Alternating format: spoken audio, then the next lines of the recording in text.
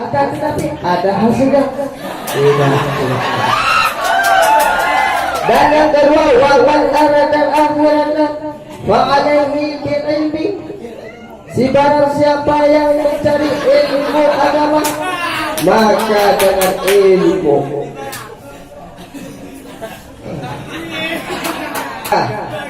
Seandainya kita di dunia ini penuh dengan cobaan, penuh dengan rintangan, maka harap bersabar itu jemaah. Maka kita lanjut lagi. Barang siapa yang memerlukan kebahagiaan akhirat, maka dengan ilmu lah kita mendapat kebahagiaan akhirat. Dengan ilmu lah kita dapat kesuksesan. Ilmu menuju kepada surga Allah.